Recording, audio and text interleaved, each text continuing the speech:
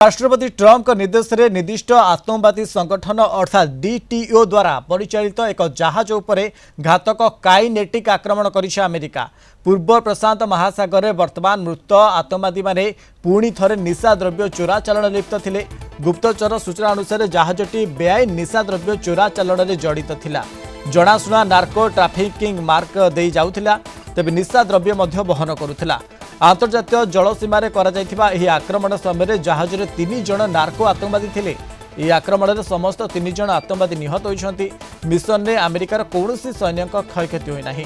आक्रमण दिनकु दिन जारी रहिबो। एमाने केवल निशा चालाणकारी नुहंती, एमाने हेउछंती नार्को आतंकवादी जो माने अमेरिकार सहर गुड़िको मृत्यु एवं विनाश आणुछंती। एही डीटीओ गुड़िक आम गोलाकांधर अल कायदा एवं सेमाने न्यायरु बर्ती पारिबे नाही। अमेरिका लोकों प्रति थिबा विपद दूर न हेबा पर्यंत आमे सेमानको खोजी बाहर करी सेमानको निपात करिबु बोली pentagon कहिछि। I mean, the question is, bottom line, these are drug boats. If people want to stop seeing drug boats blow up, stop sending drugs to the United States. But does it matter if it's in the United States? Well, these are all in international waters. The boat. Do a strike in the United States, or if Northern Well, that's a different matter. Now you're talking about a law enforcement matter. In this particular case, there are people traveling on international waters headed towards the United States with hostilities in mind, which includes flooding our country with dangerous, deadly drugs. And they're going to be stopped. And that's what's happening. And in the case last week, you saw there was a submarine. It was a submarine. It was a submersible. That's a drug boat all the way through. We know what these boats are. The president just said it. We track them from the very beginning. We know who's on them, who they are, where they're coming from, what they have on them. If you're running drug boats, you're in grave danger. आलोचना करिबा brigadier Abhimanyu Raut प्रतिरक्षा विशेषज्ञ आम सहित phone में जोड़ी। Brigadier Raut आपको स्वागत करिबा आलोचना को।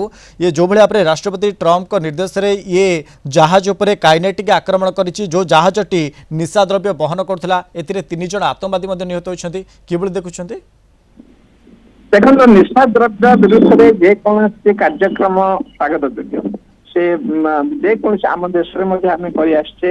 आप जानती बर्मा अफगानिस्तान थाईलैंड ये गोटे नेक्सस अच्छी ये लोक मैंने बहुत निशा द्रव्य बाहर को चालन करते। वेनेजुएला से अच्छी से अमेरिका को बहुत गुड़े निशा द्रव्य चालन करते। निशा द्रव्य को आज आम युव शक्ति को आम नैतिकता को पूरा पूरी भाव में माने जो दिमाग हुई पूरा पूरी भाव में माने खराब कर आमर नैतिकता जाइए आमर न्याय अन्याय पाप पुण्य यार कौन प्रकार विचार ना। तेणुक निशा द्रव्य विरुद्ध में जेकोसी अभियान जेकोसी देश करना कहीं स्वागत करने कथा कि प्रश्नवाची उठुची जे वेनेजुएला अन्य देश उपर गोटे प्रकार कलात्मक गोटे राग देश रखी अमेरिका अनेक समय काम कर यार सत्यता उपर आमर टे प्रश्नवाची उठुची आ कि ना। जदि यह सत्य हो निशा द्रव्य उपर जेकोसी कार्यक्रम अमेरिका जदि कर स्वागत जोग करने कथा। खाली अमेरिका नुहे जेकोसी देश अंतर्देशीय जलदस्यु हो निशा द्रव्य हो आ सब विरुद्ध में कार्यकलाप स्वागत जोग। ओके ब्रिगेडियर राउत ये स्वागत जो कि आम ये देश जब आम कह ये डीटीओ गुड़ाक जो चालन करा जाउथला निशा द्रव्य गुड़ाक ये संधान पाई प्रशांत महासागर पूर्व प्रशांत महासागर एवं पर 3 जन को आतंकवादी को निहत करते पर आपको लगुच ये कौन सब पदक्षेप हम कारण आग को ये टाइप निशा कारबार हम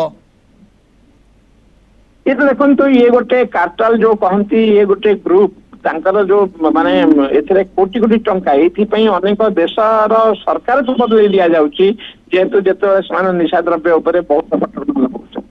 ये एत बड़ा गोटे माने स्ट्रॉन्ग बलिष्ठ आंकर नेटवर्क आपको केतबेले आपको शेष करबा कोठी तार आरंभ कोठी तार चेर मारछि ताको जना पड़ेगा बहुत कष्ट।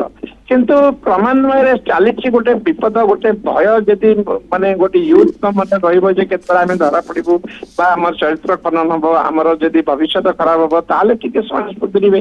आज स्कूल कॉलेज देखंतु अत्यंत हमर डॉक्टर इंजीनियर छात्र छात्री देखंतु से समस्त वर्तमान निशा सत्तमा निशार ये अनुसरण राज्य अत्यंत दुखर कथा। तेणुक आम समस्त मिलमिशी यार विरुद्ध केमती कार्यकलाप हो पार से प्रतिष्ठित होगा कथा।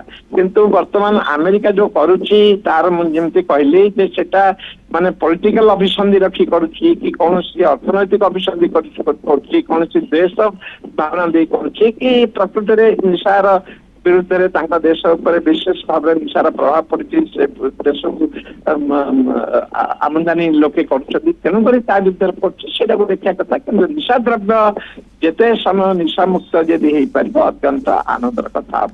ନିହାତି ଭାବରେ ଅନେକ ଧନ୍ୟବାଦ ଆମ ସହିତ ଯୋଡ଼ିଥିଲେ ବ୍ରିଗେଡିୟର ଅଭିମନ୍ୟୁ ରାଉତ ପ୍ରତିରକ୍ଷା ବିଶେଷଜ୍ଞ ଏ ସମ୍ପର୍କରେ ଅଧିକ ଆଲୋଚନା କରୁଥିଲେ।